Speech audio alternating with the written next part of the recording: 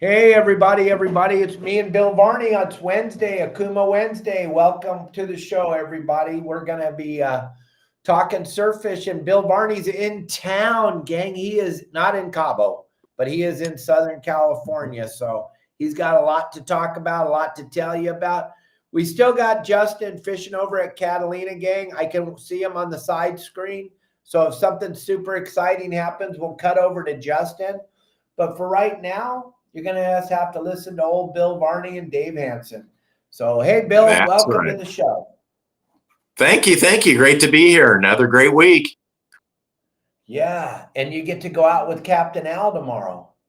Yeah, I'm really looking forward to going out with Captain Al tomorrow. We're going to go in the afternoon for a few hours to do some bay fishing, try to slay the bay fish down there, maybe some spot fin, yellowfin. Love to catch those starry flounders in the back bay there. I'm hoping for a halibut maybe. And then after that, when it gets dark, which we were joking about earlier, it's like 3:30 in the afternoon, we're going to make our way out to the lobster grounds and get her done out there. No, not an early start, John. We started right at 12 o'clock Pacific Standard Time. That's what it says on my phone. So I only got what the powers to be have to say. 12 o'clock Pacific Standard Time. We started right on time today, which is kind of different for me. But we are on time and we are going. And Matt Ryan, good morning. Bill was fishing this morning down in Carlsbad. I think that's where he's at. I don't want to give the exact location because I know y'all all jump in your cars and go fish with him this afternoon. But it's Okuma Wednesday, gang. We'll talk about some Okuma products a little bit later in the show. But without Okuma, we can't do this show. So I want everybody to thank Okuma for allowing us to do this show. And you guys are wondering what this growth is on my shoulder. It's Marley. He is being very lovable today. He wants to be right next to Daddy. So he's hanging out with me today. He'll probably jump back now that I said that and jump back into his cage. But right now, he's laying on my shoulder. So, Bill, what was it like this morning? Marley's part of the show now. He's got his own fish report coming up later today. I've been down here in Carlsbad for a few days now, in the general San Diego region, and the conditions have been really good. We had some big surf last week coming out of the south, and that is pretty much mitigated. It's much smaller today. This morning we had just once again one of these really big high tides. We've seen those for the last week or so. And it's been a little bit slow along the beach down here, as expected in San Diego. Perch fishing's been good, but all the perch are in that palm size, barred perch size, maybe that 8 to 10 inch size. So we'll look for those to get a little bit bigger, but the water has to cool off in order for those bigger fish to come out and spawn. But absolutely beautiful conditions. Those flat, calm, glassy.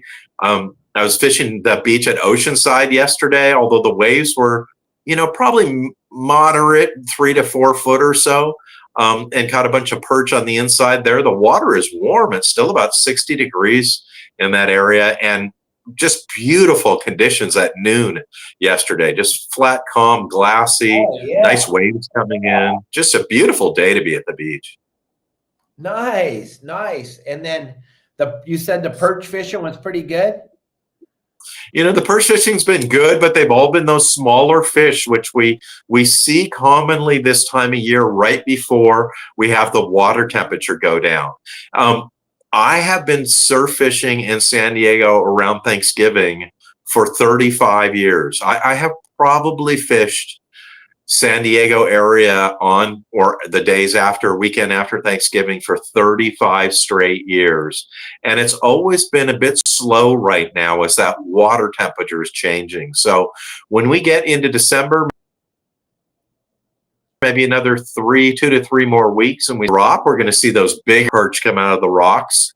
And then maybe a few of the exotics of those spot fin in the bays, Mission Bay, San Diego Bay, the lagoons, things like that. We're going to see that coming up here in a few weeks. But with these type of conditions we're having, we're going to have another Santa Ana set up over the weekend for a couple of days.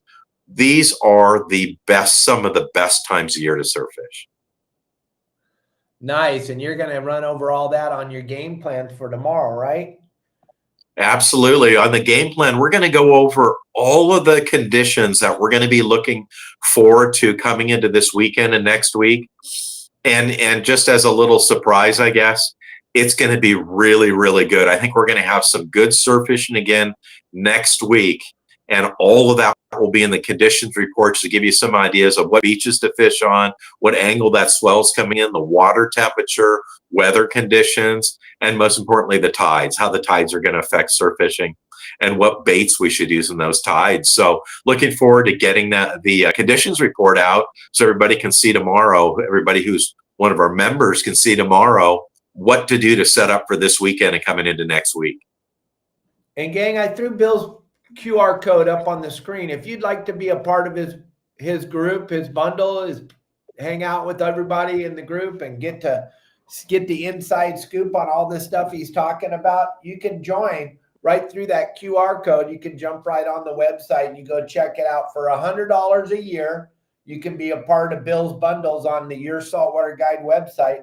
And all of you that already signed up, I know, don't panic, because I told you $100. Well, yeah, we told you if you didn't sign up before Thanksgiving, it was going to $100 a year. Those of you that are already signed up, you have nothing to worry about.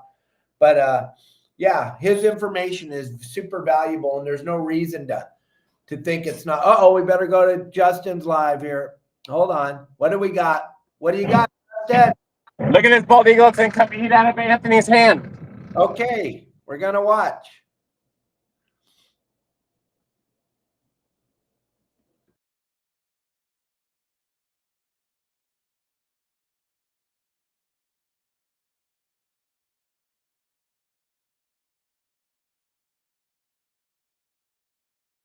Where's he at? Where's the next one?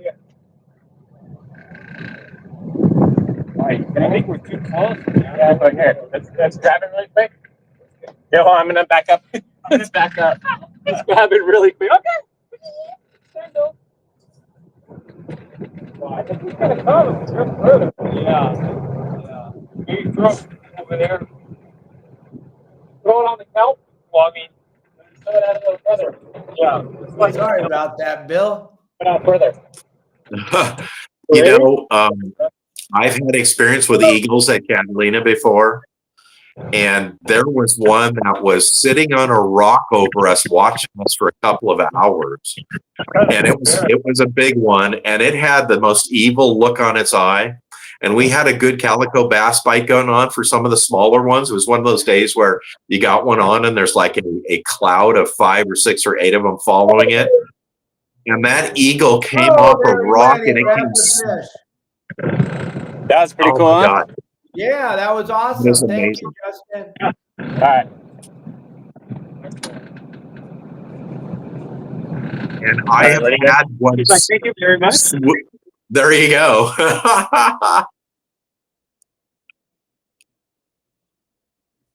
All right, we're back. That's crazy. And I've had one swoop down and I've had one swoop down and do exactly the same thing, maybe a foot from the boat. And man, it caught me by surprise. And also, you don't realize how big those eagles are till they get close to you. Oh yeah, it's really cool. Talons are humongous. Yeah, it is. Oh, absolutely. And I think most people don't know that, unlike a duck, their feathers are not coated. So you never see an eagle really touch the water other than with its talons, because it would probably, once it get wet, it would be unable to take off from the water. So you'll see them fly around up there. They'll be eating the seagulls' eggs and all that, and then they'll get a shot at a calico bass or something, and down they'll come and grab it.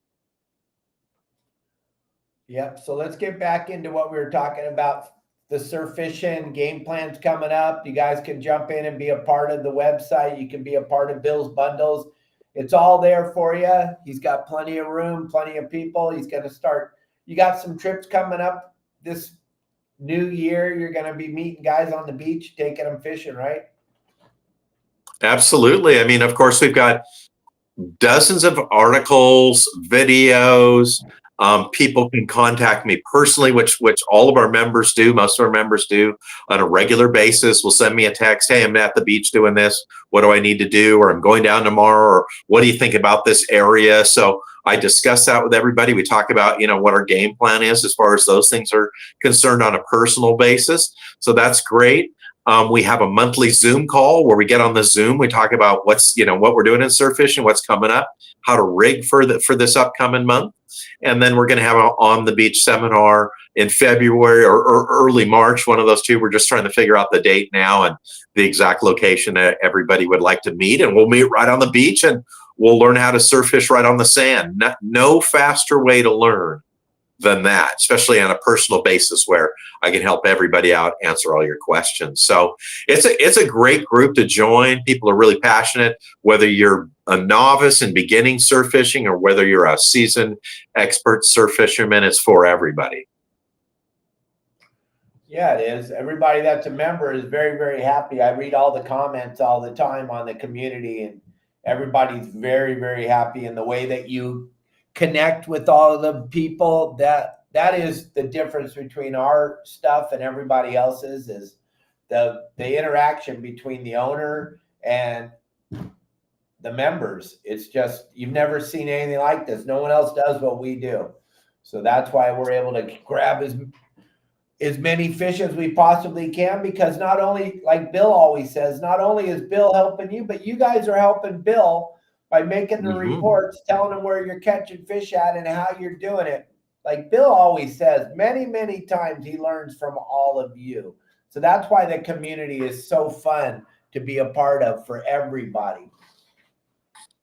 It really is. People come up with all kinds of ideas and things that they go out in the surf and try that I would have never thought of or maybe never had time.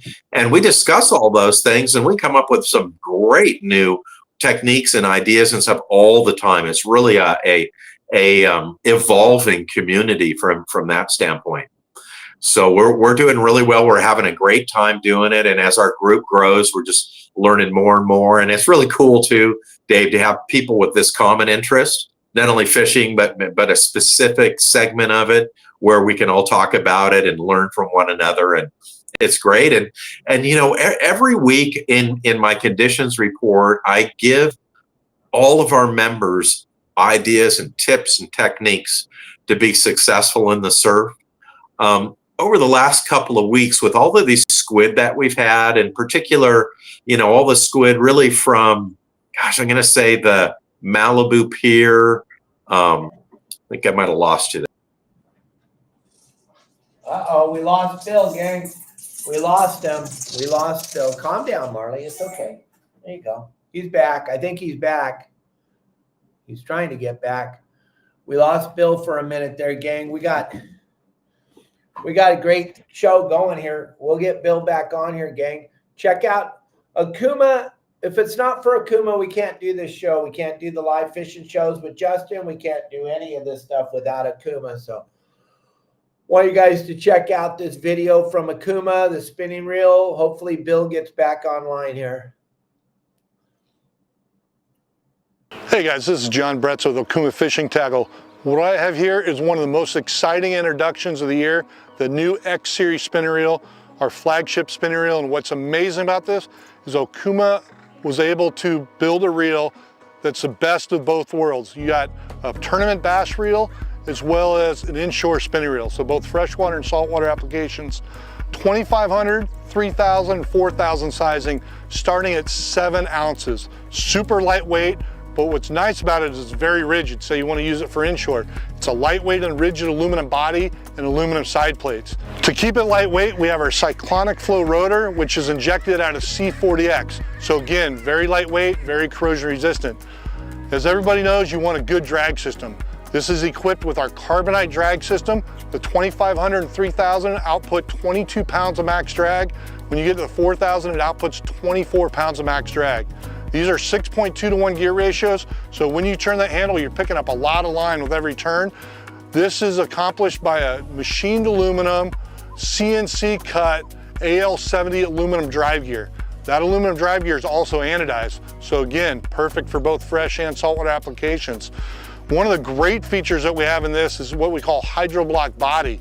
So these are a set of water seals that prevent water intrusion. So that's going to be a good complement for both freshwater and saltwater applications. The other great thing is you have the machined aluminum handle that can be put on the left or right hand. It threads directly into the drive gear. It's a really thin profile, so lightweight but super strong. The advantage of this for both fresh and saltwater anglers is that when you pull back, there's no back play at all. One is that helps from the one-way roller bearing, but also the screw-in design helps eliminate any of that back play tolerance. Another amazing part of this reel for you inshore anglers is that you'll notice on the bottom there's no on-off selector for the anti-reverse. Why did we do that? That's another source for water to intrude into the reel. So we left that out. The majority of freshwater anglers aren't back and reeling these days, so this is a great addition to this reel that's going to make it really durable for both freshwater and saltwater applications. And the other thing that's really nice is it's a one-piece seamless bail, so there's no area for braided line to hang up in those small little groove connections. This is one-piece connection all the way around. This is an 11 bearing drive reel, so you can expect super smooth performance, super durable, long life performance out of this reel. It starts at a $219 retail for the 2500 size. If you want to find out more details on the new X Series spinning reel, check it out at okumafishingusa.com. All right, gang, Bill's back. Woohoo! Can you hear it? Oh no, I'm off again. I can hear you, but I can see that I just went off again. So let me see if I get back on. No, I see you. You can see me. Okay, good. I won't touch anything. Awesome. Got you, buddy. So let's talk about the conditions we got going on right now. Nope, he's gone again. I don't know. He's in a hotel room there in Carlsbad, and looks like the internet's kind of sketchy. Not conducive. Kind of what's been going on all week with your saltwater guy, trying to get things together here. Things keep coming in and coming out. Bill's trying to get back on. I kind of see him, but I don't. I see you kind of, Bill, but I don't see you. You're not getting on. Yeah. We're doing the best we can, gang. Live. Live. Catalina, Carlsbad, Cabo San Lucas. We're all over the globe. We're everywhere right now, but it's hard to put it all together, I guess. I don't know. Justin was having some problems earlier. Bill's having some problems now. I want to thank you all, though, for jumping in and being a part of this. There he is. Welcome back, Bill. Glad to be back. So let's try to talk about the conditions before we lose you. We were talking that big swell and everything earlier. Let's talk about that for a minute. Yeah, let's back up just a second. Sorry about my lame connection. So when we do our game plans, when I talk to everybody individually and all those different things, we make plans about where to fish, and I give suggestions as to what to do. Well, it's happened multiple times, but last week is a really good example. We talked about how the squid and these light boats in particular were from basically the Malibu Pier all the way to Point Conception, but I think most of the light boats are kind of off of Malibu, Zuma, Point Magoo, that kind of zone in there. I had told everybody that back in the day when Big Dune and Little Dune were open, those were two of our favorite spots this time of year to catch white sea bass in the surf. Every time we saw the light boats out there, or we knew the squid was out there, way back when I was a kid, people would catch squid off the pier, and that's how we knew they were out there. We'd fish the beach. Well, last Thursday on Thanksgiving, I got a great report, a fantastic photograph of one of our members who caught a bigger than legal size sea bass right from the surf, right where we were talking about going. So, a lot of the information that we have is really up to date, germane. You find out that information, you go to those areas, you'll be successful. Yeah, that's why that community is so important, right? Because they're always constantly putting stuff up there, and it makes it feel like you're out there on the boat fishing with them, which is pretty bitchin'. Or you're out there on the beach fishing with them, or you're out there in the snow fishing with them, wherever you're at. We got guys exactly all over the place. Well, that's right. And, the thing, Dave, is in our community where we have photographs, and fish reports and all that, that's where, in surf fishing, you may have good surf fishing today at a certain location, but you'll probably have decent surf fishing there tomorrow. It's not like, let's say, tuna fishing. I mean, it's maybe similar to rockfish fishing, where you go back over the same rock a few days later and there's still fish there. They're not going to just, everything's going to disappear. So when we look in our community and we have reports and people say, hey, I'm down at Carlsbad, this is what I caught, or I'm in Malibu, I'm in Santa Barbara, I'm in Ventura, this is what I got. It really gives you a good idea as a surf angler as to where to go, what baits to use, and all the information you need in addition to the information you get on your saltwater guide. So that overall community, all of that intelligence coming together really makes you a better angler.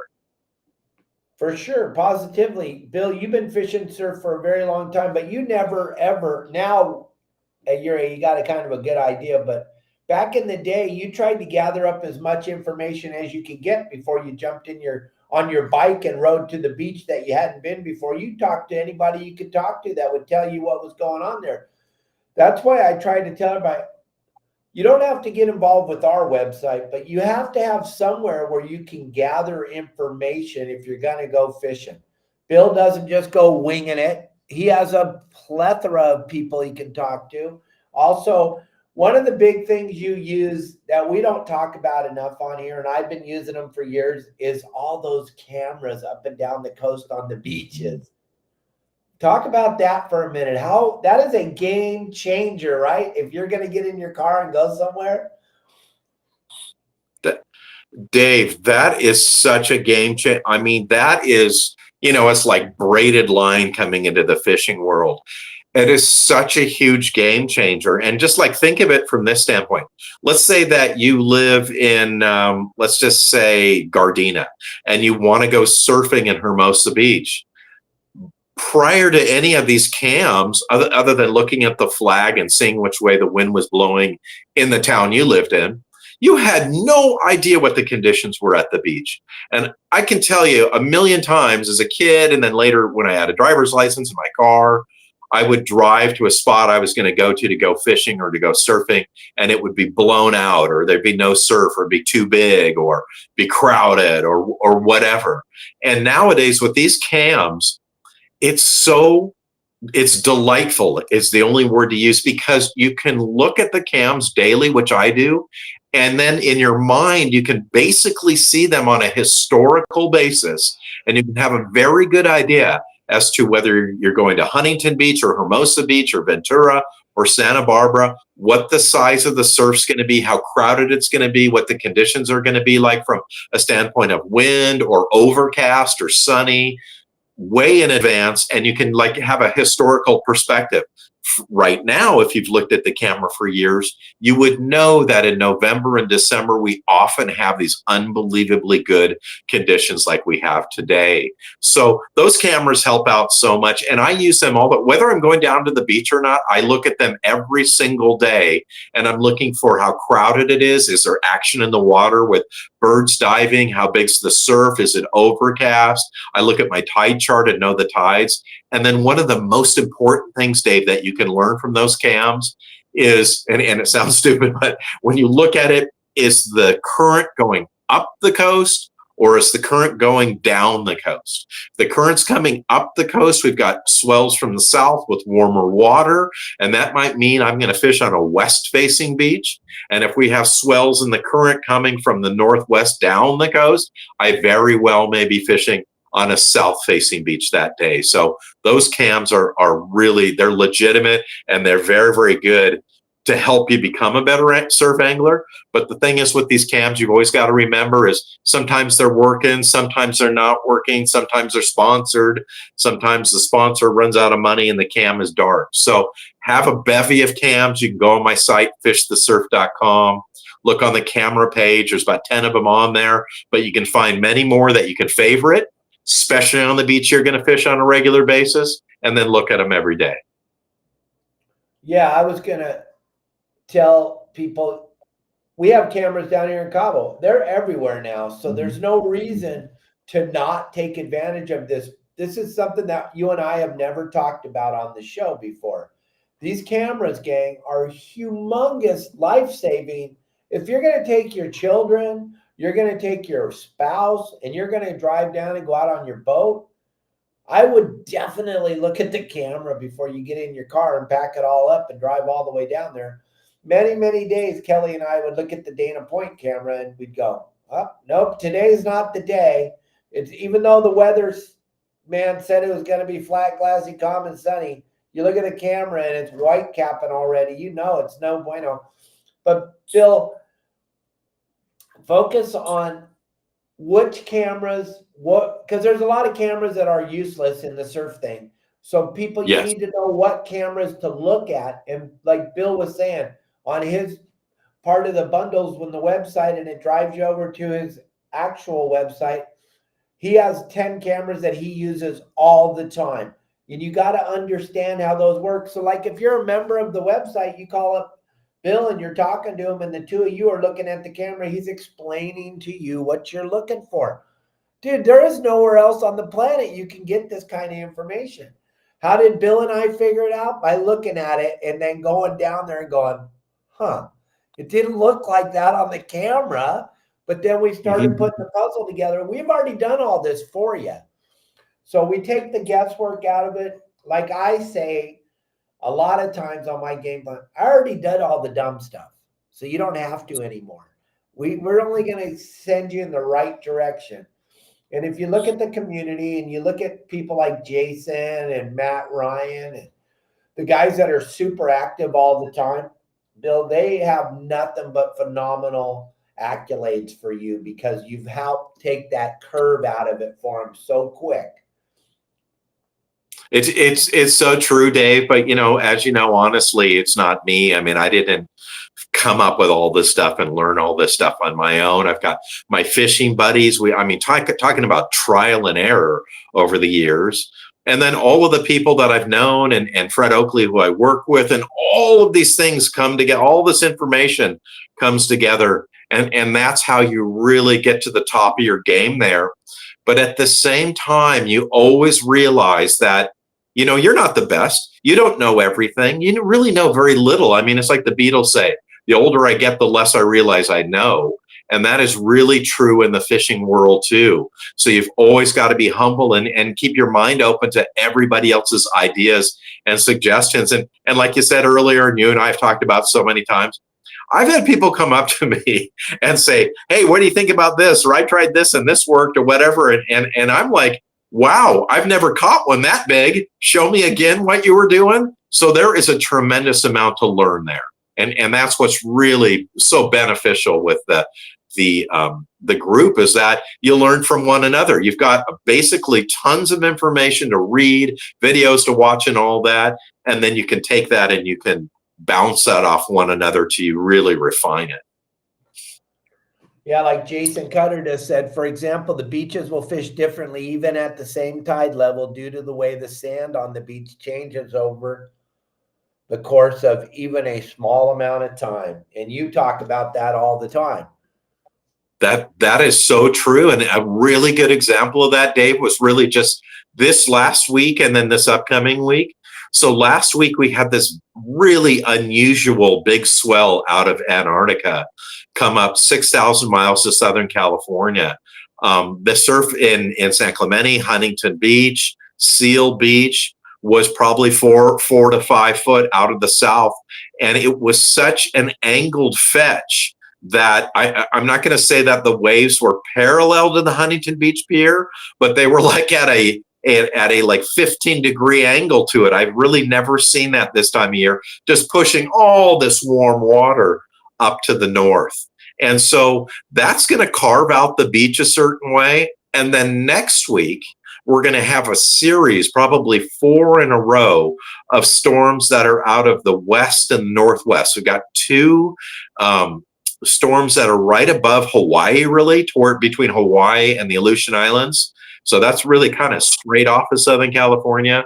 And then 2 that are north of there out of the Aleutians. And that's going to push these swells down from the northwest, and it will reshape the beach by the end of next week. So a spot that was the spot today and maybe for the last month, tomorrow could be the bottom could be completely changed, and the fish will move on to an area where they'll be able to find food. That's good to know, and good. You can start to see that too with the cameras. And John Stanley's telling you guys there's a great camera at Scripps Pier where you can see under the water. You can watch the lobsters crawling around the pilings and stuff. That's always fun. One of our members sent me a cool video he made at West Cove the other day, watching the halibut eat his bait in West Cove. He made an underwater video of that. We'll be posting that on our videos here soon. And but the camera thing, gang, Bill and I don't talk about it enough, and we really should have talked about it before. It is an absolute game changer. Wherever you're going, I'm going to go up to Big Bear. I'm going to look at the Big Bear cam. If I'm going to Tahoe, I'm going to look at the Tahoe cam. I'm going to look. Nowadays, technology is so bitchin'. You can look at everything, gang, and you can check it all out. And like Bill was saying, if someone lost their rights to the camera, I guarantee you somebody else is picking it up because they know how important it is to have those cameras and be able to figure out what's going on out on the water every day. It's an absolute game changer, and I can't believe we haven't talked about it before. Yeah, it really is, and it's free, of course, and it's such a simple thing. And my zone for fishing is all over, but my zone in California generally is from Jaloma Beach, which is right next to Vandenberg Air Force Base, to the Mexican Imperial Beach, basically the Mexican border, and that whole zone. And along that zone, at Jaloma, there's a camera. Now there's a drive. I mean, it is an hour from Santa Barbara, and then you have 15 miles on what was a dirt road. It's paved now before you can even see the ocean. You can drive an hour and a half in one direction from Santa Barbara, an hour and 15 minutes, and come over the ridge and turn around and go home. So because there's a camera there now, you can look at the conditions. Once again, like if I say, hey, I'm going to go camping at Jaloma next week for the week, this week, I'm looking at that camera every morning and every evening to see what the conditions are like so I can prepare for it. But when you go south from that, the city of Carpinteria there's a couple obviously in Santa Barbara, but the city of Carpinteria has a fantastic camera that's right on the sand at the state beach there. It gives you a really good view of not only the beach and the surf and all that, but also all the way over to the Channel Islands so you can see what the channel looks like. So that's a really good cam. Ventura's got some around the harbors that are excellent cameras. There's the Malibu camera next to the Malibu Pier, which gives you a very good view of both the south and the north part of the pier. There's, of course, South Bay cameras in Hermosa Beach and other places in the South Bay. Then you get down to Huntington Beach. It's got one of the most important surf fishing cameras on any south-facing beach, hbcams.com, hbcams.com. And that allows you to look right out at the pier. And because you can see a wide view of the pier, you can see not only the surf and the conditions and the sand and all that, but you can also see which direction the surf and the water, the current, is moving in, which is really important because that is centrally located in Orange County. It gives you a really good idea of if the water is coming from the south up toward the north. We're looking at Corbina, Spotfin, all that coming up in that warm water, or if it's coming out of the northwest where we're going to catch those bigger perch. And then we make our way down to San Clemente. There's an excellent camera right at the San Clemente Pier. You not only get a good look at the pier itself, but it scans along the entire beach there. And it's so close to the sand that you can actually see if there's sand crabs there. So you're going to go down sand crabbing. You can look at that thing at a a medium to a low tide, and you can see the beds of sand crabs. You can know right where they are. You can line them up with something right on the sand and go down there and get sand crabs. And then the last one that I like to use is down in Carlsbad, right in the city of Carlsbad. It's once again a scanning camera that looks to the south, all the way to the south, all the way to the north, and gives you a really good idea of some of the conditions. But like you said, Dave, you know what I notice on these cams often is that at a lower tide, especially the scanning ones, I can see the troughs. So I don't even need to get in my car and drive down to the beach and park and walk along the beach and line them up with something. I can do it right off the camera, look at my tide chart, see, oh, it's noon, it's low tide, it's going to be high tide at 6 p.m., and I know exactly where to go. The most difficult part of my fishing trip then is finding a parking spot. Yeah, so hopefully that took your question, EJ, about what cameras to look for. Basically, whatever beach you're going to, you can type it in and then just put camera on the end of whatever beach, and then you'll go, oh my gosh, there's a cam. Most people don't even know these cameras are available. Now you all do, but it's kind of fun, and it kind of, like Jason was saying, he looks at them when he's not even going fishing, just so that he can look at the ocean and see what's going on down there and see what he's missing. We all do that. We all check it out just to see what's going on. I've seen at that San Clemente cam, the one on the pier there, I've seen whales before where I've called up the whale watch boat, one of my family's whale watch boats, and say, hey, there's a whale right now headed north between the pier and Seal Rocks. I can see them. And you can see that kind of stuff with the camera. It's kind of fun to do. It's kind of cool. There's another real cool camera up in Big Bear, the Bald Eagle cam. And now there's, well, not now, there has been for years. There's cameras on the Bald Eagle's nest at Catalina. And I called Kelly up and said, hey, I just fed Liberty and that's the name of the two birds that live on the west end, Liberty and Justice. I just sent those two a couple of blue perch. Go look on the camera, and she'll look on the camera, and there they are sitting in the nest eating the blue perch that I just fed them. It's kind of cool. There's so much technology out there that no one's using. And EJ said he just Googled it. Now he sees them. Yep, you're going to be going down that rabbit hole, EJ. You're stoked now. You got a new thing to look at, new way to check out stuff. I've seen the sport boats fishing at the island before. You go through the cameras at Catalina, you can kind of go, oh, okay, they're fishing over here, they're fishing over there. Captain Al Clowers just joined the show, Bill. Hey, Al. He's down there in the bottom corner on the comments. Y'all ready for Bill tomorrow, Al?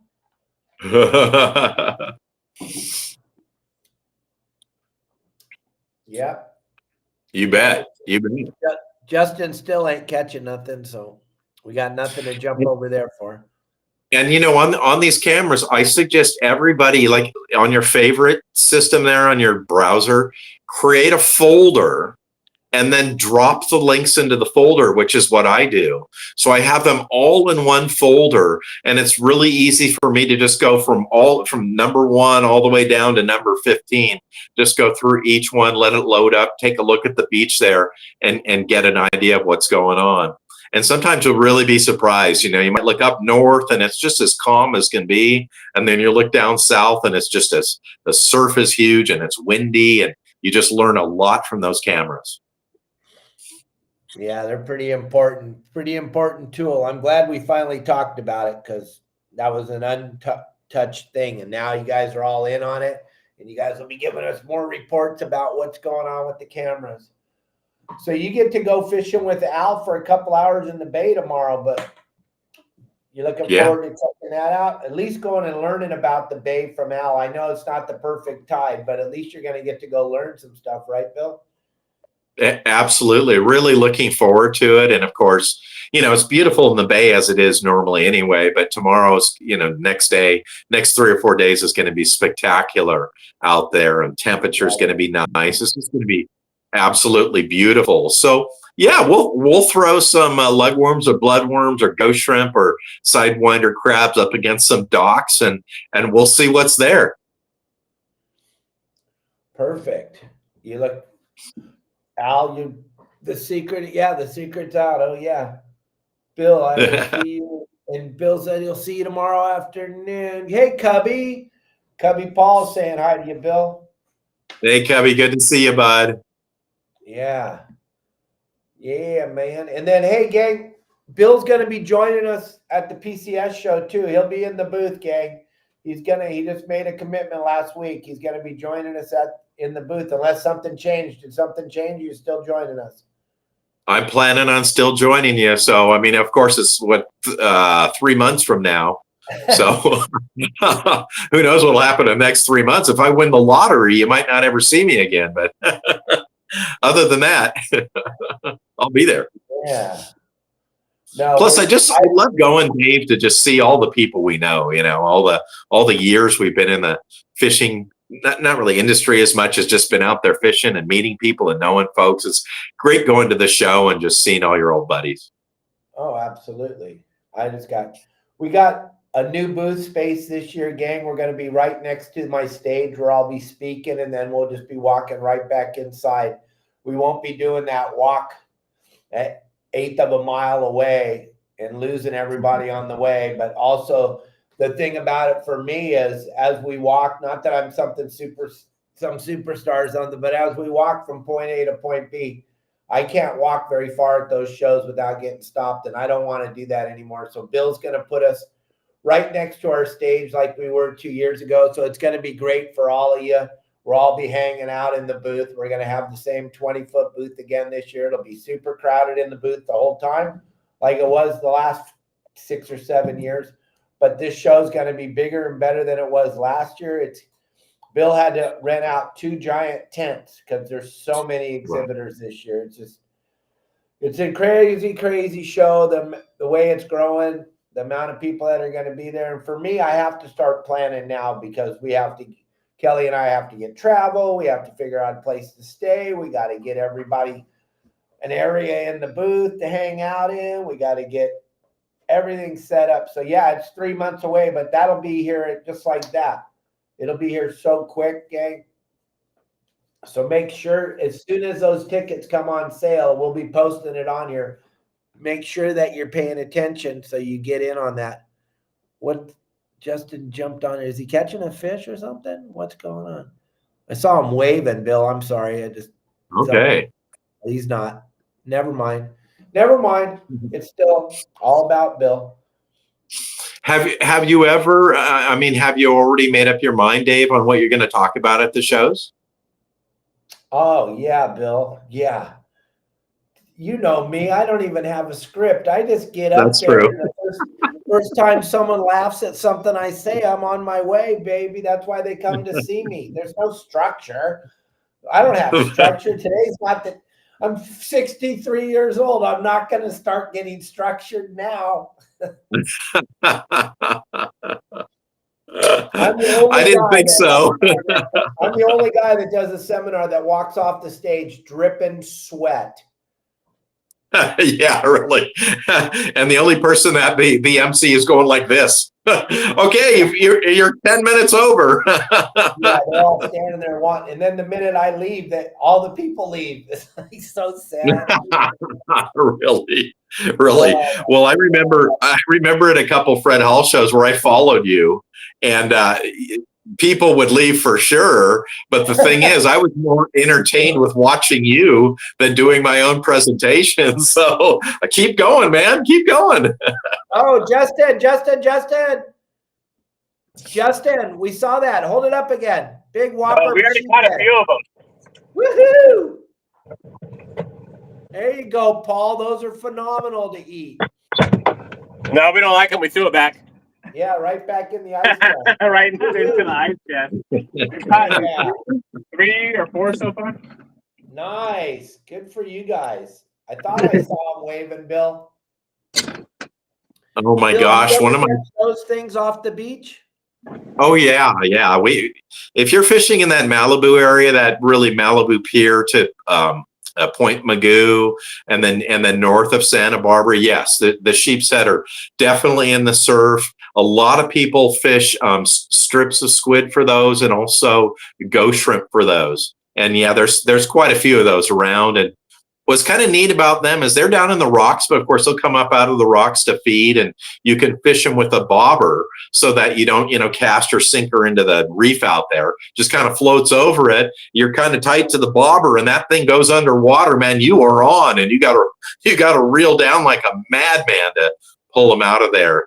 But there's some nice ones, and although I have never caught one this big, I did see one speared that was over 40 pounds. Biggest sheephead I've ever seen. Wow. It was huge. Monster. Where was that Yes, it was 4 feet long. It was on the LA light chain, on the chain coming off the LA buoy. Oh, wow. That it was a for a long time. Really. And I noticed too, because I've had a lot, I've got some great pictures of them I can show you from like Alejos rocks where there's some really big 130-pounders I've caught. Those small ones are delicious. The bigger they get, the more kind of rubbery they are. Okay. Yeah, we used to steam them, dip them in butter. They were phenomenal. Or poor man's lobster. That's what my dad used to call them. Oh yeah, they're great fish. The big giant molars they got, they just woof down that. I've caught them on live. Well, Alejos, you're probably catching them on live mackerel, right? That's what we caught them on the, down below there, fishing Ben's Rock off of San Martin. That's the biggest one I ever saw, 38 pounds, caught on live mackerel. But I don't know if it was really 38 pounds. That's what they told us. We were young and dumb, and there was a lot of stuff going on. This was in the late 70s, early 80s, so it could have been 10 pounds. I don't know. I always think it was 38. It was those sash weights they slid into it to win jackpot. Right. Exactly. But yeah, there's a lot of sheephead. If you're a diver, there's just tons of them. And they in a lot of ways they're similar to like Corbina, for example, because a lot of their diet is crustaceans.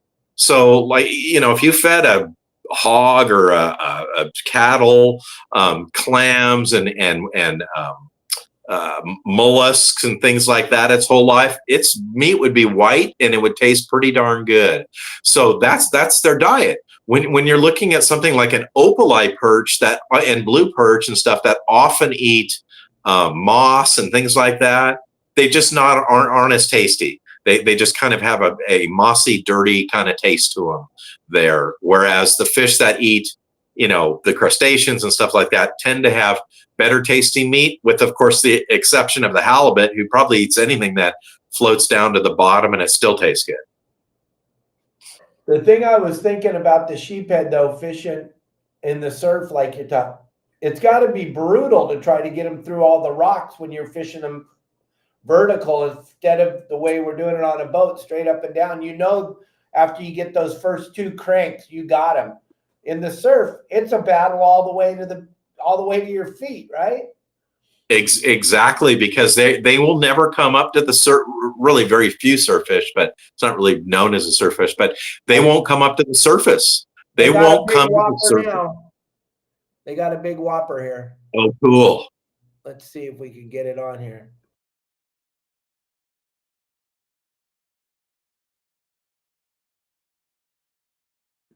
There you go, Bill. We're in the bottom corner now. I don't know what they got, but they got the net out there. It looks intense. It shrank. They left it in the water too long. Oh, no, there it is. Another nice sheephead. Woohoo! So they're on the spot. Yeah. Woohoo! Check that guy out. There's a nice boy. Never seen Paul into a sheephead bite, so that's good.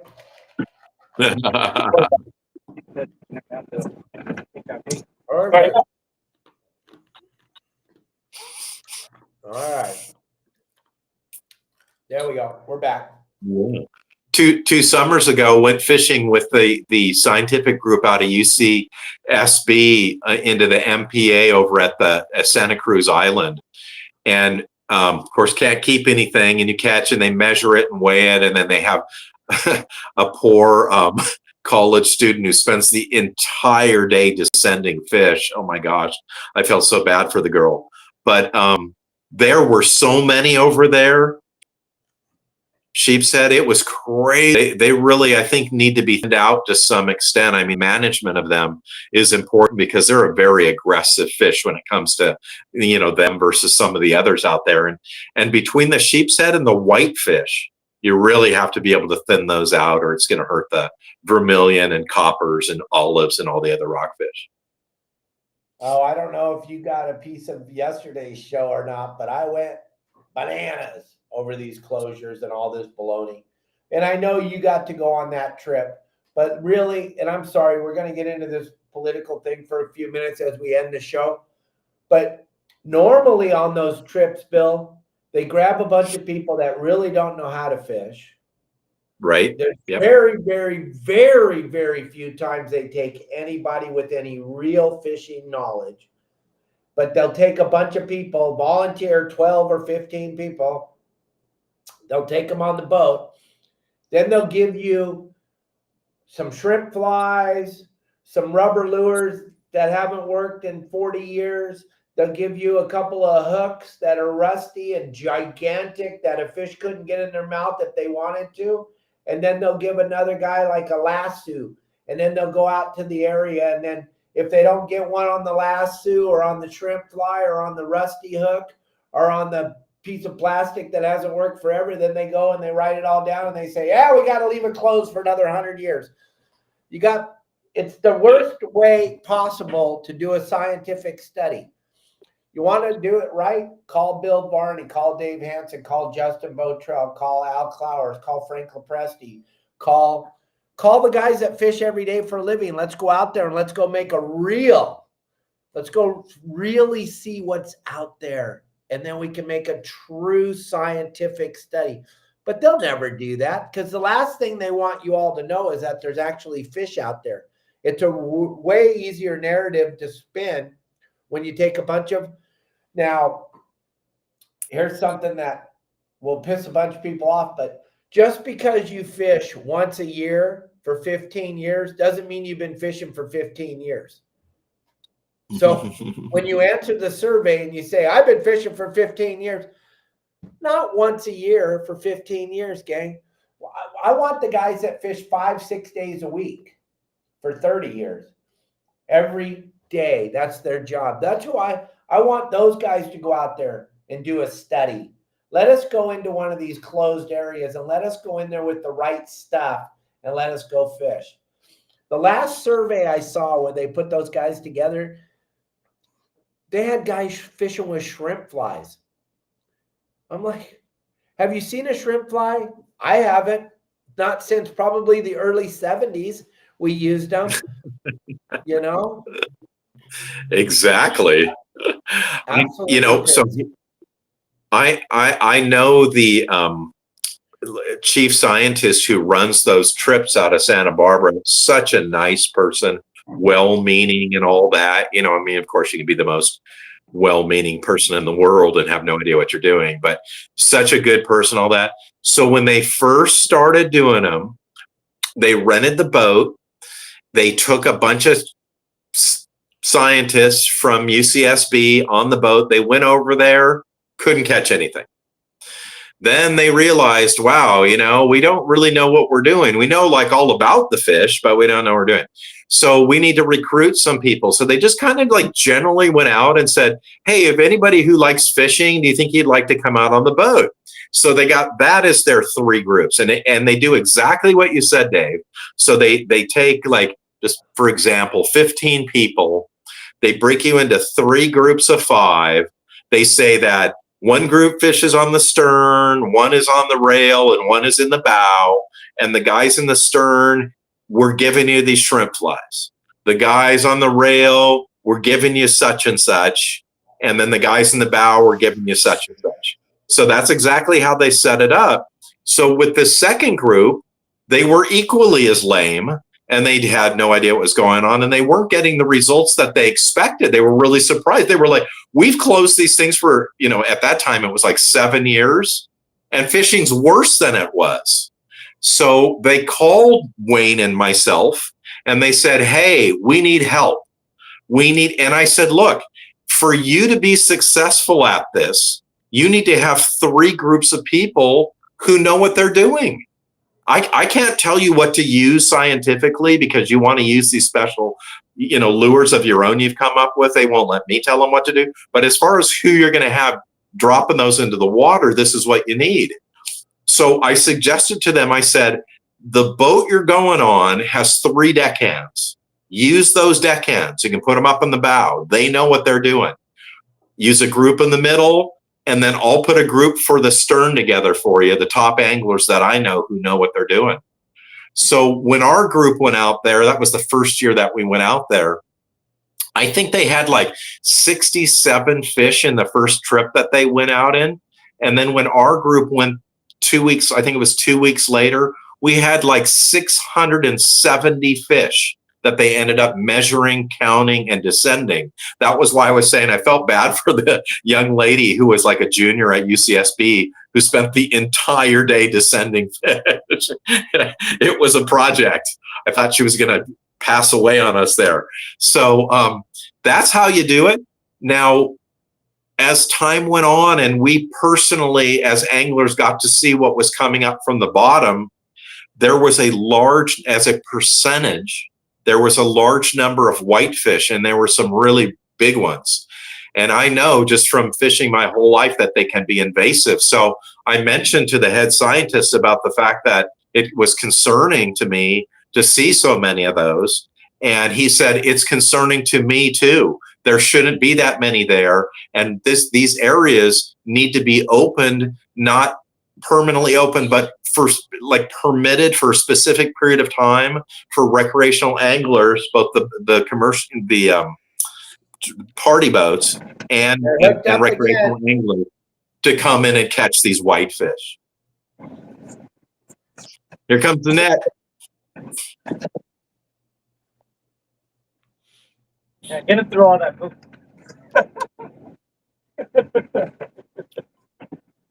He's waving us off. Oh yeah. There you go. Nice sheephead. Yeah, Justin, show that baby. There you go. That one's just started to turn into a boy. Woo! On its way to the ice chest. Okay. All right. So they compile this data. So we go out there and fish for them, do a much better job. They compile all this data. We talk about it on our way back. It's a few hour ride back, beautiful ride back. And we talk about it with the scientists, and they agree with us that these certain things should be done, but they're on the ground level. They're like the soldiers. So then they take all of this data and they compile it, and then it goes uphill to the decision makers. And the decision makers are not out on the boat with us. They're not fishing with us. They're not speaking with us. They're not having a discussion with us.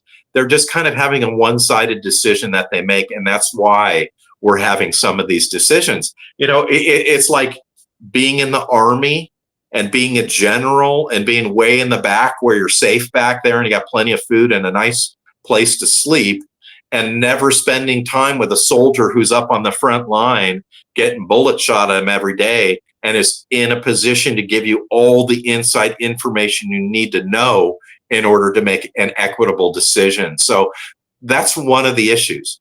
Now, this is not new, Dave. If we went back, for me, at least 20 years ago, the Department of Fish and Wildlife wanted to do some studies along the coast to see what was in the surf line and just in general what was there, and to be able to establish a kind of a baseline. So they sent their scientists down there, 3 or 4 scientists as anglers, to catch these fish at the beach and do some studies on them. And guess what? They couldn't catch anything.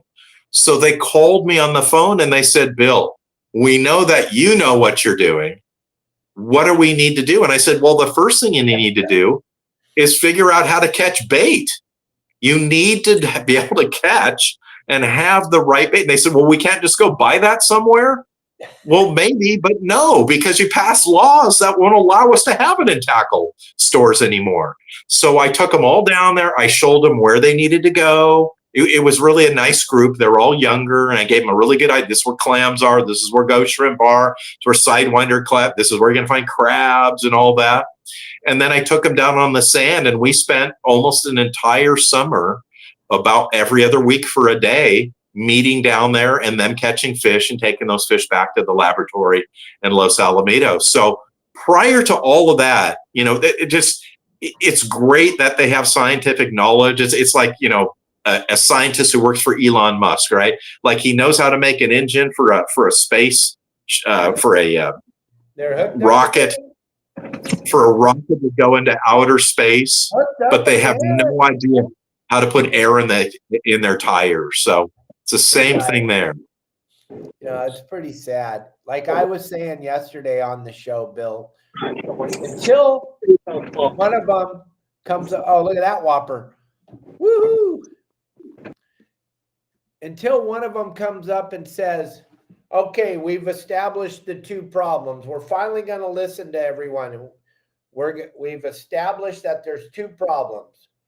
Because if they actually cared about fish like they pretend like they care about fish, they don't care. Let's be honest, Bill. They don't care about fish. This is about getting our money out of our pockets so that they can have these stupid ass studies, so they can all make money, so they can live in their big houses in Montecito and all those other places they live in. It's got nothing to do with fish, gang. It never will.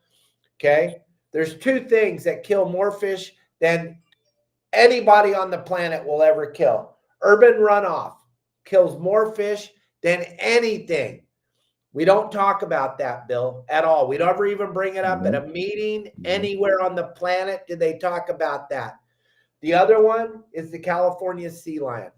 Those are really, honest to God, ladies and gentlemen, those are the only two problems. But we will never address the only two problems. We won't. Urban runoff, the reason why they won't address that one, there's no money in it.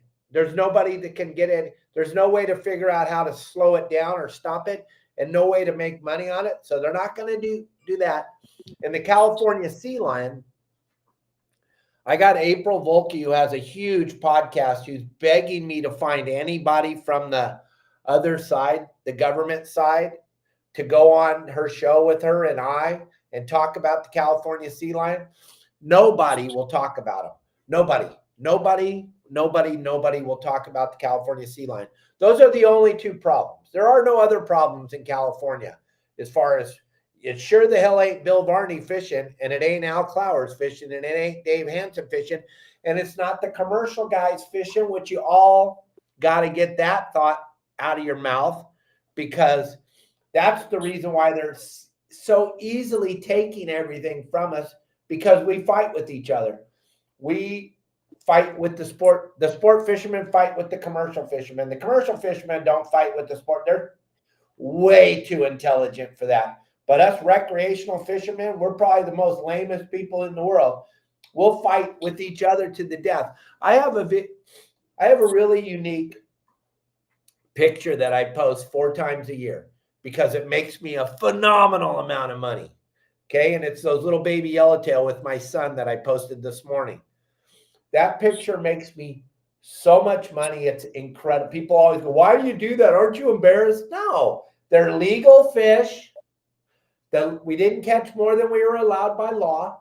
They were legally harvested. They were legal size, but the internet goes absolutely Looney Tunes over it because they're all 10 inches. Okay. And then you got people going, oh, I only like to kill the big 30-pounders. Okay, well, a 30-pounder has what, 30, 40,000 eggs in it? So we got this so jacked up and so wrong, but we're willing to fight each other in a split second, but damn, we're not going to fight for our rights to fish. That's the saddest, most disgusting thing. I don't know how we fix it, Bill. I don't think we do. You've been fighting it. I've been fighting it. Wayne's been fighting it. But we can't get any of the people to get involved. That's why I was telling everybody yesterday, we got to get united, but we never will, because there's people that are watching the show right now that don't even agree with me and you. That just blows my mind, though. We'll allow them to take our fishery just like that. Absolutely. Well, a really good signal as to what's going on back of the net is that the Inflation Reduction Act, which was supposed to reduce our inflation somehow. They gave $24 million to study salmon out of that instead of reducing inflation with it, supposedly. And then the Ocean Protection Council, I believe it was them. It was either, I just got the email last week. It was either the Fish and Game Commission or the Ocean Protection Council. They had millions of dollars to give to different organizations to study marine biology, basically.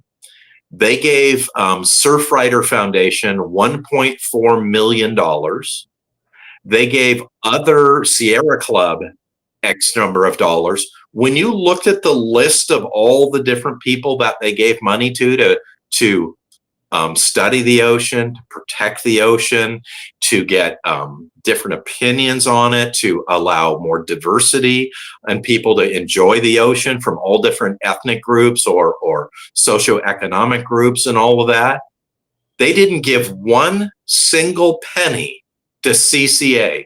CCA, the largest coastal organization in the United States with over 150,000 members, they gave $1.4 million to the Surfrider Foundation to do a study and not one penny to CCA, which tells you so much. Wayne has been up there every single day, every single meeting that they have for 10 years now. And they know him. He knows everybody on a personal basis. He's the kindest person. He always tells me, Bill, play nice in the playground. And they did not give us one single penny. So that really does tell you a lot about where their priorities are and how low we are on their priority. And the reason that CCA didn't get any money is because if we had a strong group of thousands and thousands of anglers behind us, they would be forced to give us money and to listen to us because of our voting block and our influence over politics in the state of California. But because we are constantly fighting one another, nobody, we got millions of people with licenses and we got 2,000 members of CCA. They know that we are totally disjunct and they're going to take advantage of us. Oh, absolutely. Gang, we're going to leave you with that. We're going to go back to live fishing with Justin as soon as I change the title on the show. Bill, I cannot wait for you. We're going to check in with you tomorrow while you're out with Captain Al Clowers. We'll check with you and Al when Kelly and I are doing the show tomorrow. I'm super excited about your day together tomorrow. Check out everything Bill Varney has to offer at our website, yoursaltwaterguide.com, gang. Thank you all for joining us today. Okuma, thank you for everything you do to allow Bill and I to do this show. And what a great audience we had today, Bill. We had over 100 people watching live at one time. It was pretty special. So that's awesome. Thank you very, very much, everybody. We will see you tomorrow. I'll see you in a couple minutes on the live fishing show. Bill, thank you, buddy. Have fun with Al tomorrow.